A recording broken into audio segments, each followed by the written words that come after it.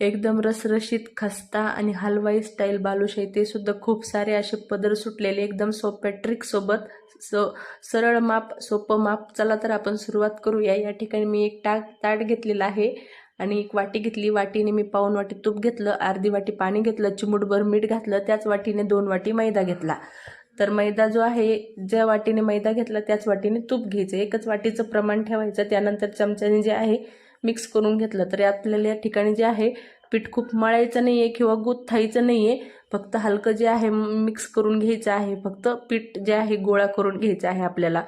तर याला जे आहेत हीच ह्याची पद्धत आहे आणि याला जे आहेत खूप सारे पदर सुटतात आपल्या बालुशाहीला. तर या ठिकाणी पीठ जे आहे व्यवस्थित गोळा करून घेतला. पीठ 10 ते 15 मिनटं मुरण्यासाठी ठेवलं. तोपर्यंत आपण इथे पाक बनवून घेऊया. तर या ठिकाणी मी 1 वाटी आणि पाव वाटी म्हणजेच की 1/2 वाटी साखर घेतली आणि त्याच वाटीने 1 वाटी पाणी घेतलं. गॅसवर ठेवलं. साखर विरघळली की थोडीशी, त्यानंतर त्यामध्ये मी 10 ते 15 केसरचे धागे घातलेले आहेत. आता ज्या वाटीने मैदा घेतला, ज्या वाटीने तूप घेतलं, त्याच वाटीने साखर पाणी घेतलं.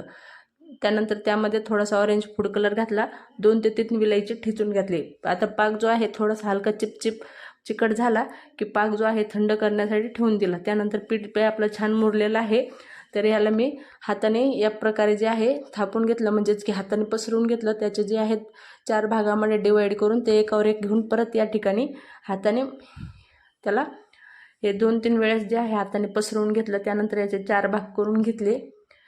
हातावरच या पद्धतीने रोल केला की सुरीने जे आहे मीडियम साईजचे काप करून घेतले. तर सर्व जे आहे तिथे काप करून घेतले. आता बालुशाही कशी पदर सुटेल या प्रकारे जे पीठ आहे आतमध्ये घेतलं, म्हणजे आतमधून सुद्धा पदर सुटेल आणि बाहेरून सुद्धा सुटेल. त्यानंतर करंगळीच्या साह्याने होल पाडून घेतला.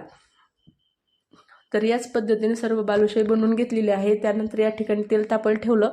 तेल हलकं गरम पाहिजे, खूप कडक नाही, कारण ज्यावेळेस आपण बालुशाही सोडू तेलामध्ये तेव्हा फक्त असे या प्रकारे हलके बबल्स आले पाहिजे. तर या प्रकारचे जे आहे आपल्याला बालुशाही लगेच टाकले अजिबात हलवायची नाही, थोडीशी होऊ द्यायची. नंतर मग उलटपुलट करून सोनेरी तांबूस रंग येईपर्यंत तळून घ्यायची आणि काढून घ्यायची नाही तळून.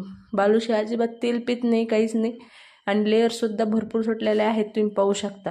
तर या ठिकाणी सर्व बालुशाही मी तळून घेतली आणि ती काढून घेतली. परत दुसरी बालुशाही त्यामध्ये घातली आणि टाकल्या अजिबात हलवली नाही, थोडीशी होऊ दिली. मग नंतर त्याला उलटपुलट करून ती सुद्धा तळून घेतली. त्यानंतर या ठिकाणी पाकामध्ये घातली. पाकामध्ये खूप जास्तीत जास्त फक्त 15 मिनटं ठेवायची, त्यानंतर काढून घ्यायची. कारण खूप पाक जर बालुशाही पिळून घेतली तर बालुशाही छान लागणार नाही. आणि अशा पद्धतीने आपली बालुशाही तयार आहे. रेसिपी आवडल्यास